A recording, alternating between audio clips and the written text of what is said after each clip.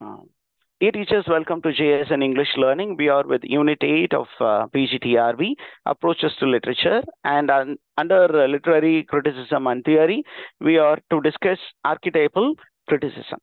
And what is archetypal criticism? அப்படின்னு கேட்டீங்கன்னா archetypal criticism tries to see the working of myth, social rituals, and dreams within a text. Okay, so archetypal literary criticism is a type of critical theory that interprets a text by focusing on recurring myth. Recurring means a myth which often appears in a literary text. There are elements of the myth. Okay, and what is archetype? அப்படின்னு கேட்டீங்கன்னா archetype is nothing but the first type. Arche comes from the Greek word which means beginning. Typos means imprint. So in narrative, there are certain symbols, there are certain images, and there are certain character types which occur again and again in a particular pattern. And that is called archetype. And the study of these archetypes in a literary piece, in a given literary piece, that type of criticism is called archetypal criticism. Okay, archetypal criticism அப்படின்னு சொன்னீங்கன்னா இதுக்கு base philosophy யார் கொடுத்தது அப்படின்னு கேட்டீங்கன்னா the base ideology is derived from the Swiss psychologist Carl Jung. Because Carl Jung, who is Carl Jung? Spatial unconscious. Yeah, a man who spoke about the collective unconscious. And this man, student of Freud. Student of Sigmund Freud. Okay, so this man, Carl Jung, he made an extensive study of myth and religion, and he came out with groundbreaking research finding. என்ன finding அப்படின்னு கேட்டீங்கன்னா according to Carl Jung, all human beings share something called collective unconscious. Okay, நம்மளுடைய human சைக்கி அப்படிங்கும்போது நம்மளுடைய human mind is normally if you get into Sigmund Freud's psychology, அவர் என்ன சொல்றாருன்னா the human mind has two elements. One is the conscious element, the other one is the subconscious element. Conscious element, subconscious எலமெண்ட்னு ரெண்டு concept பத்தி சொல்லுவாரு. அதை வந்து புரியுற மாதிரி எக்ஸ்பிளைன் பண்றதுக்கு ஒரு அனாலஜி சொல்லுவாரு. என்ன அப்படின்னா the tip of the iceberg analogy. இந்த கான்சியஸா இருக்கக்கூடிய அந்த mind is like the tip of an iceberg in the sea. மேல பாக்குறதுக்கு கொஞ்சம் தான் இருக்க மாதிரி இருக்கும், ஆனா கீழே வந்து ஒரு பெரிய மலையே இருக்கும். அப்ப what we can control is the conscious part, and what we have pushed down below, that is in the subconscious part. இப்ப இவர் என்ன சொன்னாரு கார்ல் யூங் அப்படிங்கும்போது the subconscious ரெண்டா பிரிச்சாரு. One is subconscious, the other one is called the unconscious or collective unconscious அப்படின்னு சொன்னாரு. what is this unconscious அப்படிங்கறதான் தேர்ட் பாயிண்டா கொடுத்திருக்கேன் அந்த ஸ்லைட்ல பாருங்க. Unconscious is a collection of memories and images which comprise of the racial past of pre-human experience, the memories from which we have been erased. ரொம்ப simple.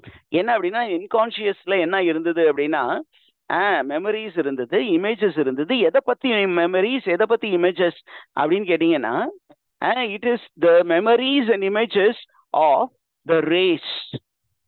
Okay, நம்மளுடைய இனத்தினுடைய அந்த image, இனத்தினுடைய அந்த ஞாபகங்கள் எங்கே ஸ்டோர் பண்ணப்பட்டிருக்கு அப்படின்னா it is stored for a long time in this collective unconscious, and we don't have access to it, but at a given point of time when there is a proper trigger, நமக்கு வெளியில இருந்து ஒரு trigger வரும் பொழுது automatically from the collective unconscious this images and memories, they come to the conscious mind, and because of that the behavior of the person changes drastically. இப்போ நமக்கு வந்து ஒரு இன உணர்வு இல்லாமல் இருக்கலாம், மொழி உணர்வு இல்லாமல் இருக்கலாம்னு வச்சுக்கோங்களேன். நான் அந்த மாதிரி ஒரு பெரிய பற்றுதல் இல்லாத மனிதன். ஆனால் ஒரு கிவன் சுச்சுவேஷன்ல நம்ம டக்குன்னு நம்மளுடைய லாங்குவேஜை யாராவது ஒருத்தர் தரைக்குறைவா பேசினா நம்ம டக்குன்னு ரியாக்ட் பண்ணும்போது, ஏய் நீ தான் வந்து பெரிய அளவுக்கு உனக்கு மொழி பற்று இல்லைன்னு சொன்னா இப்ப ஏன் இப்படி ரியாக்ட் பண்ற அப்படின்னு கேட்டா எனக்கே தெரியல நான் ஏன் இப்படி ரியாக்ட் பண்ணேன் அப்படிங்கிற மாதிரி நம்ம யோசிப்போம் இல்லையா. And that is possible because of the rash consciousness. Did you understand this concept teachers? நமக்கு தேவை அந்த கலெக்டிவ் அன்கான்ஷியஸ்னஸ் அப்படிங்கிற அந்த கான்செப்டை சொன்னது யாரு அப்படின்னா இட்ஸ் கால் யூங். Okay, now what is archetypal image? Archetypal image are the ones which stimulate and trigger these memories in us. That is why they are so powerful, and these archetypal images are considered to be universal images. The nature of archetype is universal. The nature of archetype is universal. இதை ஞாபகம் வச்சுக்கோங்க. அப்படியே நம்ம proceed பண்ணுவோம். Now, Carl Jung வேற என்னென்னலாம் நமக்கு சொன்னாரு அப்படிங்கும் போது இவர் என்ன சொன்னாரு அப்படின்னு கேட்டீங்கன்னா, man's behavior is conditioned not only by the individual actions but by the racial history. ஒரு மனிதனுடைய அவனுடைய செயல்பாடுகள் எதனால கண்டிஷன் பண்ணப்படுகிறது அப்படின்னா அந்த இண்டிவிஜுவலுடைய கன்விக்ஷன்னால. அதே மாதிரி நம்முடைய ரேஸினுடைய ஹிஸ்டரியும் நம்மளை ரொம்ப அதிகமாக பாதிக்கும் அப்படின்னு ஒரு ஃபைண்டிங் கொண்டு வந்தாரு. அதனாலதான் என்ன பண்றோம் அப்படின்னு என்ன, sometime our behaviour is similar to that of the behaviour of our ancestors. நம்மளுடைய செயல்பாடை பார்த்துட்டு டே உன்னை பார்க்கும்போது உன் தாத்தா மாதிரியே எல்லாத்தையும் செய்யற அப்படின்னா நமக்கும் நம்ம தாத்தாவை பார்த்துருக்க மாட்டோம், கொள்ளு தாத்தாவை பார்த்துருக்க மாட்டோம், ஆனால் நம்ம பிஹேவ் பண்ணுவோம். And that is because of this unconscious, collective unconscious. Okay, now Jung அப்படிங்கிற இந்த scholar is also a very important scholar for personality theory. Are you with me, teachers? Yes sir. Personality theory அப்படிங்கும்போது human beings, அந்த human பீயிங்ஸோட behaviour அதை பத்தி படிக்கிறது தான் personality. அப்ப இவர் என்ன சொன்னார் அப்படின்னா, the modern man is shaped and molded into the present form by all the experience of the past. இன்னைக்கு நம்ம இருக்கிறோம் அப்படின்னா நம்ம எப்படி உருவாக்கப்பட்டோம் அப்படின்னா we are shaped and molded by the past experience. The past experience of our father. நம்ம father வந்து because of the environment he would have become a very soft person, and because he became soft we also will be soft. ஆனா அந்த அப்பாவுக்கு முன்னாடி இருந்த அவருடைய அப்பா அவர் வந்து ரொம்ப rough and tough rugged person இருந்திருப்பாரு. அப்ப at a given point of time when there is a trigger we will also become rough and tough அப்படின்னு சொன்னாரு. அப்ப according to Carl Jung, the foundation of personality is archaic, primitive, innate, unconscious, and it is universal. Okay அப்படின்னு சொல்லிட்டு அவர் என்ன சொல்றாரு அப்படின்னு சொன்னீங்கன்னா, a man is born with many predispositions that have been bequeathed to him by his ancestors. நம்ம ancestors என்ன பண்ணியிருக்காங்க, நமக்கு ஒரு சில ட்ரைட்ஸை, கேரக்டரிஸ்டிக் ட்ரைட்ஸை தானமாக கொடுத்து சென்று இருக்கிறார்கள். இந்த தானமாக கொடுத்து சென்றது எங்க இருக்கும் அப்படின்னா நம்மளுடைய ஜீன்ஸ்ல இருக்கும். அண்ட் அது சில நேரங்களில் டார்மெண்டா இருக்கும், சில நேரங்களில் ஆக்டிவா இருக்கும். இப்ப டார்மெண்டா இருக்கிறது எப்ப சார் ஆக்டிவ் ஆகும் அப்படின்னு சொன்னீங்கன்னா, நம்ம அந்த டார்மெண்டா இருக்கிறத ஆக்டிவ் ஆக்குறதுக்கு ஒரு ஸ்டிமுலண்ட் வேணும்ல. அந்த ஸ்டிமுலண்ட் வந்து நம்ம படிக்கக்கூடிய ஒரு போயட்ரியிலையோ ஒரு படிக்கக்கூடிய லிட்ரேச்சர்லயோ இருந்துச்சுன்னா we will be stimulated. Okay, and this is a major contribution by Carl Jung. Right. இப்ப இந்த கால் யூங் அப்படிங்கிறவரு இன்னொரு பெரிய விஷயத்தையும் செஞ்சாரு. என்ன அப்படின்னா, அவருடைய குருநாதர் வந்து சிக்மண்ட் ஃப்ராய்ட். அந்த சிக்மண்ட் ஃப்ராய்டு வந்து ஹியூமன் மைண்ட 3 கான்செப்டா பிரிச்சாரு. What are the 3 concept? Id, ego, super ego அப்படின்னு 3 விஷயமா பிரிச்சார். What is id? Primordial instinct. It is a primordial instinct. நம்மகிட்ட இருக்கக்கூடிய அந்த பேசிக் இன்ஸ்டிங்க்ட். அதுவே ஈகோ. ஈகோ அப்படின்னா it's a controlling force. Super ego அப்படிங்கிறது moralistic force. Ego is the conscious mind. நம்ம கான்ஷியஸா எல்லாத்தையும் நம்ம கண்ட்ரோல் பண்ணி மாடிஃபை பண்ணி இந்த சொசைட்டிக்கு தகுந்தாப்புல நம்மளே ப்ரெசென்ட் பண்றோம் இல்லையா? That is it. இத் அப்படிங்கிறது which cannot be controlled. நேச்சுரலா டக்குன்னு வெளியில வர்றது. Super ego is the moral force. It is a divine instinct within. இப்படின்னு 3 விஷயமா அவர் பிரிச்சாரு. இது ஈகோ, சூப்பர் ஈகோன்னு பிரிச்சாரு. இப்ப இவரு கொஞ்சம் அதை மாடிஃபை பண்ணி நமக்கு நிறைய எலமெண்ட்ஸ் கொடுக்க போறாரு. என்ன அப்படின்னு கேட்டீங்கன்னா, அக்கார்டிங் டு கால் யூங், பர்சனாலிட்டி, ஹியூமன் பர்சனாலிட்டிக்குள்ள இருக்கக்கூடிய எலமெண்ட்ஸ் என்ன அப்படின்னு கேட்டீங்கன்னா, number 1 ego. Ego is nothing but the conscious mind. இந்த கான்ஷியஸ் மைண்டுக்குள்ளார என்னென்ன இருக்கும் அப்படின்னா, நம்பர் 1 பர்செப்ஷன். பர்செப்ஷன்னா how we understand the world, how we perceive the world, எப்படி இந்த உலகத்தை நாம் உள்வாங்குகிறோம். Number 2 it contains memories. Number 3 it contains thoughts. Number 4 it contains feelings. இதற்கப்புறம் the unconscious ரெண்டா பிரிச்சார். என்ன அப்படின்னா, the personal unconscious and the collective unconscious. personal unconscious என்ன அப்படின்னு கேட்டீங்கன்னா, நம்ம இந்த உலகத்துக்கு காட்ட விரும்பாத ஒரு சில விஷயங்களை என்ன பண்ணியிருப்போம், சப்ரஸ் பண்ணி வச்சிருப்போம். நம்மளே கான்சியஸா ஒரு சில விஷயங்கள் அந்த வெளி உலகத்துக்கு தெரியக்கூடாது, என் நண்பர்களுக்கு தெரியக்கூடாது, என்னுடைய அப்பா அம்மாவுக்கு தெரியக்கூடாது, என்னுடைய பிஹேவியர் அப்படின்னு சொல்லிட்டு ஒரு சில விஷயங்களை மறைச்சு வச்சு நடிப்போம். இது எல்லாத்தையும் என்ன பண்ணுவோம், நம்ம கான்சியஸா we are pressing it from the world. From the conscious வேர்ல்டுல இருந்து நம்ம ரிப்ரெஸ் பண்ணி சப்ரெஸ் பண்ணி அதை கால இடைவில் மறந்து போயிருப்போம் அல்லது நம்ம இக்னோர் பண்ணியிருப்போம். That is called as personal unconscious. இதுவே கலெக்டிவ் அன்கான்சியஸ் என்ன அப்படின்னு கேட்டீங்கன்னா, இது நம்ம செய்யறது இல்லை, நம்முடைய மூதாதையர்கள் என்ன பண்ணியிருப்பாங்க அப்படின்னா, அவர்கள் செய்த விஷயங்கள் நமக்கு ரேஷியல் ஹிஸ்டரியா உள்ள இருக்கும். இட் இஸ் கால்ட் கலெக்டிவ் அன்கான்சியஸுக்கு இன்னொரு பேரு, it is a reservoir of race consciousness.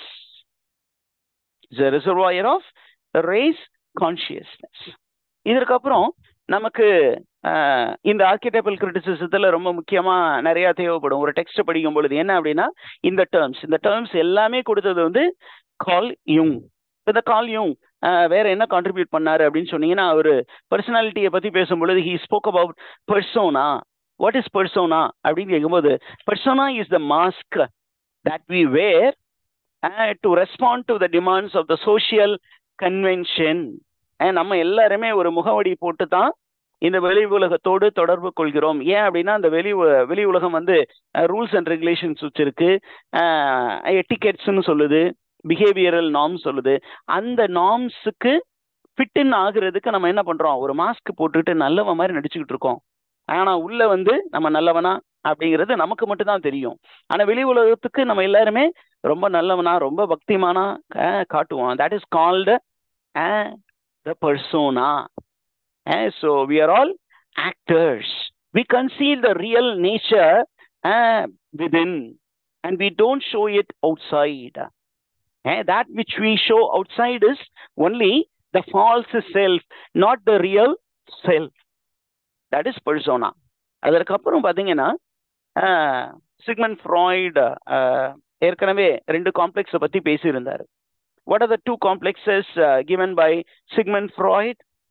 Oedipus complex and Electra complex. Yeah. Beautiful. Sigmund Freud என்ன பண்ணாரு அப்படின்னா, D.H. Lawrence உடைய நாவல் அனலைஸ் பண்ணிட்டு இருக்கும்போது he arrived at 2 types of complexes. One is called Oedipus complex, the other one is called Electra complex. Oedipus complex, Electra complexனா என்ன? அப்படின்னு சொன்னீங்கன்னா அவரை பொறுத்த மட்டும் சிக்மெண்ட் ஃப்ராய்டை பொறுத்த மட்டும் ரொம்ப முக்கியமான ஒரு டேர்ம் அப்படின்னா libido. Libido or sex drive. There is a drive within us which motivates all our actions. அப்ப Sigmund Freud பொறுத்த மட்டும் all human actions can be traced to one's sexual drive and the sexual urge. அப்படின்னு அவர் சொன்னார். Libido, LIBIDO. இந்த லிபிடோவை base பண்ணி தான் அவர் என்ன சொன்னார், 2 காம்ப்ளெக்ஸ் இருக்கு அப்படின்னு சொன்னார். என்ன complex? In a boy or in a man there is a complex called Oedipus complex. What is this Oedipus complex? அப்படின்னா it is a attachment of a male child to the mother. அது வந்து ரொம்ப unexplainable attachment. அப்பா வந்து எதிரியா பார்த்து அம்மாவை வந்து ரொம்ப க்ளோஸா இருப்பாங்க. The male child becomes very much attached to the mother, and because of that attachment they often find fault with the father. They find the father as an enemy to them, as someone who is trying to disturb their intimacy with the mother. அதனால தான் எப்பொழுதுமே there will be a tussle between the son and the father அப்படின்னு அவர் interpret பண்ணாரு. அதுக்கப்புறம் electro complex. Electro complex அப்படின்னா it's a complex which is found in girls. Girls என்ன பண்ணுவாங்கன்னா they become very much attached with the father and they worship the father like a hero. Okay, and they find fault with the mother because they think that the mother is trying to take away the father from them, that the mother is trying to enter into the comfort zone, the zone where they are very intimate with their father. That is called electro complex.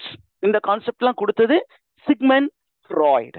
ஆனா இன்னும் கொஞ்சம் ஒரே மனுஷனுக்குள்ளார ஒரு 2 விதமான persons இருப்பாங்க. That is called the anima animus problem. What is the anima animus problem அப்படிங்கும்போது அந்த அனிமா அனிமுஸ்ங்கிற கான்செப்டை இந்த உலகத்திற்கு கொடுத்த நபர் யாரு அப்படின்னு கேட்டீங்கன்னா இட் இஸ் கால் யுங். Within a human being there is the masculine characteristics and the feminine characteristics. Both in man and woman you will have both the traits. In a man there will be masculine traits and the feminine traits. In a woman there will be feminine traits and the masculine trait. என்ன அப்படின்னு கேட்டீங்கன்னா in a man masculine traits கொஞ்சம் அதிகமா இருக்கும், feminine traits கொஞ்சம் கம்மியா இருக்கும். Okay, in a female feminine traits கொஞ்சம் அதிகமா இருக்கும், masculine traits கம்மியாக இருக்கும். இந்த கான்செப்ட சொன்னது யாரு? Carl Jung. Yeah, so man contains anima more and animus less, but in a woman animus will be more and anima will be less. அப்ப அனிமானா என்ன இப்ப சொல்லுங்க பார்க்கலாம். Anima is the male principle. Animus is the female principle.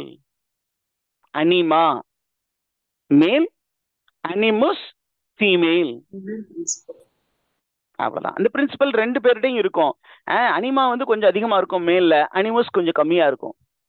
அதனாலதான் நீங்க கவிஞர்கள்லாம் எழுதுறான் என்ன அப்படின்னா என்னில் இருக்கும் ஆணை உன்னில் இருக்கும் பெண்ணை அப்படிங்கிறான். எப்படி என்குள்ளார ஆண்குள்ளார எப்படி பெண்ணு அப்படின்னு நிறைய பேர் யோசிச்சுட்டு இருப்பாங்க. This is pure psychological concept. எப்படி ஒரு மேன் இப்ப பாத்தீங்கன்னா there are masculine trait அப்படின்னு சொன்னீங்கன்னா masculine trait is to be very rough and tough and not flexible. அதுதான் masculineனுடைய மெயின் கேரக்டரிஸ்டிக் ஃபீச்சர். ஃபெமினைன்னா ரொம்ப சாஃப்டா இருக்கணும், ரொம்ப ஃபிளெக்சிபிளா இருக்கணும்.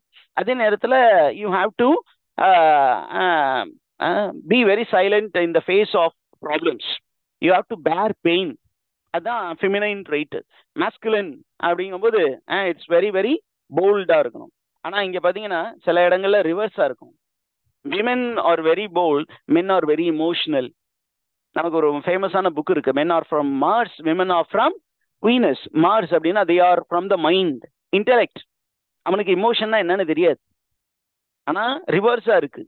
என்னன்னா some men are more emotional than women and some women are more intellectual than men அப்படிங்கிறது. ஓகே, அதுக்கப்புறம் இவரு கொடுத்த இம்பார்ட்டன்ட் கான்செப்ட் என்ன அப்படின்னா it is called shadow.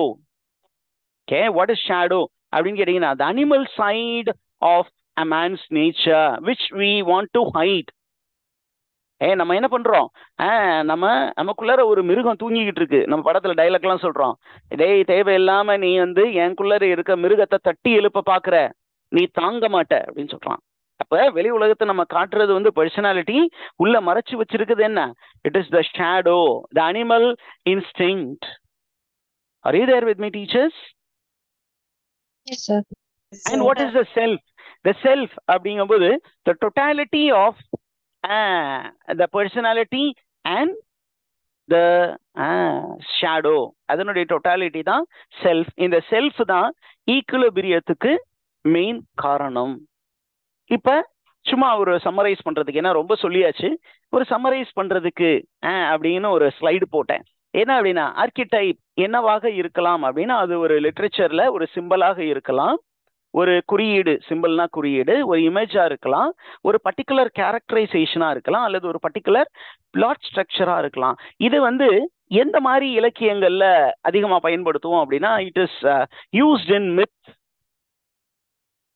Hero myth அப்படின்னு சொன்னீங்கன்னா, இந்த ஹீரோ செவரல் ஸ்டேஜஸ் கடந்து போகணும். அதை பத்தி நம்ம அடுத்தது பார்க்க போறோம்.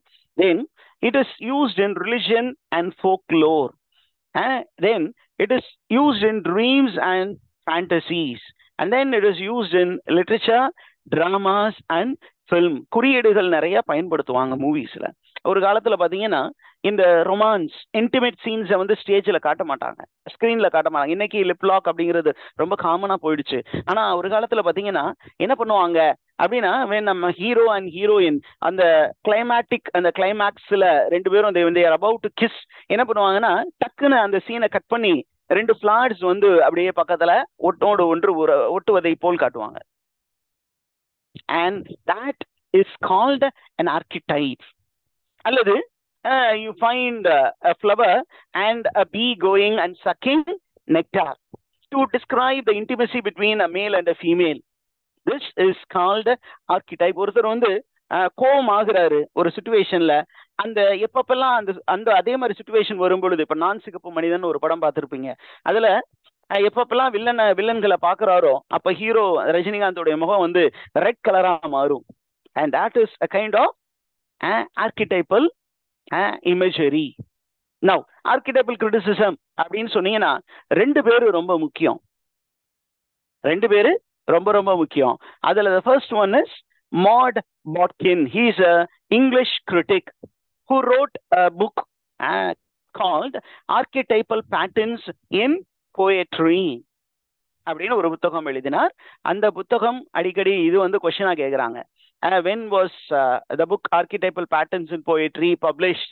It was published in 1934. and who was the writer அப்படின்னு கேட்டீங்கன்னா, it is Maud Botkin. He was an English critic.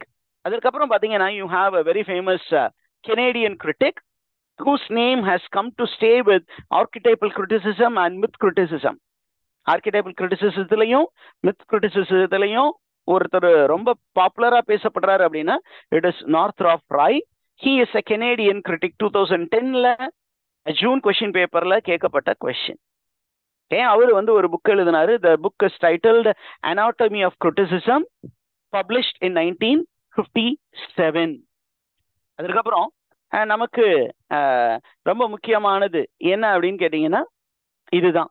என்ன அப்படின்னா, ஒரு ஆர்கிடைபல் ஸ்டோரி, அதுல என்னென்ன விஷயம்லாம் இருக்கும், ஒரு பர்டிகுலர் பேட்டர்ன் வச்சிருப்பாங்க. என்ன பேட்டர்ன் அப்படின்னா, they will present a hero in a quest. நம்ம சினிமா படங்களையும் அதை பார்க்கலாம். என்னன்னா, ஒரு ஹீரோ இருப்பாரு, அந்த ஹீரோவுக்குன்னு ஒரு லைஃப் கோல் இருக்கும், ஒரு அம்பிஷன் இருக்கும், ஏதோ ஒரு அம்பிஷன். என்ன அம்பிஷன்? ஒருத்தர் சமையல்காரரா இருப்பாரு, ஒரு ஹீரோயின் வில்லன்ட்ட மாட்டிக்குவாங்க. அந்த பெண்ணை எப்படியாவது காப்பாத்தி பரீட்சை எழுத வச்சு அந்த பொண்ணை கலெக்டர் ஆக்கி பார்க்கணும். அதுதான் quest. அதுக்கு questக்கு there should be something called initiation, coming of age. அதுக்கப்புறம் வில்லனோட ஒரு கிளாஷ் இருக்கும், that is called metamorphosis. சும்மா சமையல்காரனா பார்த்துக்கிட்டு இருந்தவர் அவருடைய ரியல் ஃபீச்சர் என்னன்னு காட்டுவாங்க. அதற்கப்புறம் he has to get into the underworld. அப்புறம் there should be a birth, death, rebirth, and then there will be the presentation of the season to show the development in the character. இது எல்லாமே ஆர்கிடைப்பல் பேட்டர்ன்ல இருக்கும். இதுல நமக்கு ரொம்ப முக்கியமானது என்ன அப்படின்னா, Northrop fry spoke about 4 Mythos. எதை பத்தி பேசினாரு? Northrop fry, the Canadian critic, spoke about myth, classification of myth based on season. அப்ப அவர் என்ன சொன்னாரு? ஸ்ப்ரிங் அப்படிங்கும்போது it is associated with the birth of the hero. And இதோடு கனெக்டடான ஜானர் என்ன அப்படின்னு கேட்டீங்கன்னா, the genre is comedy because it deals with happiness. That is the first myth, first phase. The second one is summer season. The summer season and the life and the hero உடைய லைஃப்ல பாத்தீங்கன்னா, the developmental stage reaching the climax அப்படிங்கும்போது இதை என்ன phase அப்படின்னு சொல்றோம்னா, it is called the maturity phase. அப்ப romance culminating into marriage அப்படின்னு வருது. அதற்கப்புறம் you have myth associated with autumn. Autumn அப்படிங்கும்போது it is something to do with the fall of the hero, the demise of the hero. Okay, the fall of the hero or sometime demise of the hero, and the hero உடைய suffering phase காட்டுறது என்ன genre அப்படின்னு கேட்டீங்கன்னா, it is called tragedy. and last winter அப்படியே parallel பாத்தீங்கன்னா எதோட connect ஆகும் அப்படின்னா, ஒரு பயாலஜி, ஒரு கேரக்டருடைய பயாலஜிக்கல் டெவலப்மெண்ட்ல it refers to the end or the death. Okay, end or the death, some tragic flaw which leads to the death of the hero. So அந்த tragic flaw அதை பத்தி சிரிச்சு சொல்லக்கூடியது it is call disillusionment and the mocking situation. அதற்கு ரெலவெண்டான genre satire. Okay, இப்போ நம்ம ஸ்ப்ரிங்குக்கு எடுக்கும்போது birth அப்படின்னா it also means rebirth of the character. இது எல்லாமே மித்துல இருக்கும். Are you there with me, teachers? Yes, sir. Yes, sir. புரிஞ்சதா கான்செப்ட்? 4 விஷயம் Yes, sir. அப்படின்னா, அந்த சீசனோடு ஒரு கேரக்டர் டெவலப்மெண்ட், அதே நேரத்துல எந்த சீசனுக்கு அந்த கேரக்டர் டெவலப்மெண்டோடு சேர்ந்த ஜானர் என்ன அப்படின்னு சொன்னது நார்த்ராப் ஃப்ரை. அந்த work is anatomy of criticism. அதனுடைய சப்டைட்டில் 4 essays published in 1957. அதற்கப்புறம் இந்த பத்தி ஒரு டீடைல்டு டெவலப்மெண்ட், அதை பத்தி ஒரு அழகான ஒரு ஸ்லைடு போட்டிருக்கேன். நீங்க நீங்க நம்ம வீடியோ பார்க்கும் பொழுது you just go through all these elements. அவ்வளோ டெப்த் தேவையில்லை, இருந்தாலும் தெரிஞ்சு வச்சுக்கிறது நல்லது. Okay, spring associated with comedy, summer associated with romance, okay, winter associated with satire, and autumn is associated with tragedy. அப்படிதானே கொடுத்தோம்? Yes, sir. இதுல அந்த டெவலப்மெண்டல் ஸ்டேஜ் இன் த மித் அதை பத்தி அவர் அழகா கொடுத்துருக்கிறாரு. அதை நீங்க டைம் கிடைக்கும் போது பாருங்க. அதற்கப்புறம் ரொம்ப முக்கியமான புக் அப்படின்னு கேட்டீங்கன்னா, ஜோசப் கேம்பல். நார்த்ராப் ஃப்ரை எவ்வளவு முக்கியமோ அதே மாதிரி அமெரிக்கால பாத்தீங்கன்னா Joseph Campbell is a very important figure in archetypal criticism and myth criticism. அவர் எழுதின ஒரு புக் ரொம்ப famous book. The book is The Hero with 1,000 Faces, where he spoke about the hero's journey. And this man is very popular in comparative mythology.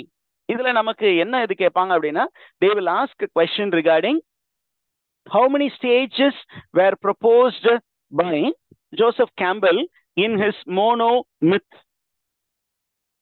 monomyth அப்படிங்கிற ஒரு கான்செப்டை create பண்ணாரு. Mono means single. சில மித்துல நிறைய stories வரும். இதுல மோனோமித் த hero with 100 faces அப்படிங்கிறதுல part 1ல he spoke about the adventure of the hero and he spoke about 17 stages. Okay, 17 stages பத்தி பேசினார். இந்த 17 ஸ்டேஜஸ் அப்படிங்கிற நம்பர் தான் நமக்கு கொஸ்டினா கேட்பாங்க. அப்ப இதுல என்னென்ன ஸ்டேஜஸ் இருக்கு அப்படின்னு உங்களுக்கு டைம் கிடைக்கும் போது சும்மா அப்படி ஒரு தடவை பார்த்து எழுதி வச்சுக்கோ, அவ்வளவுதான். Okay, so we have come to the end of archetypal criticism. So I'm stopping here so that it will be very easy for you to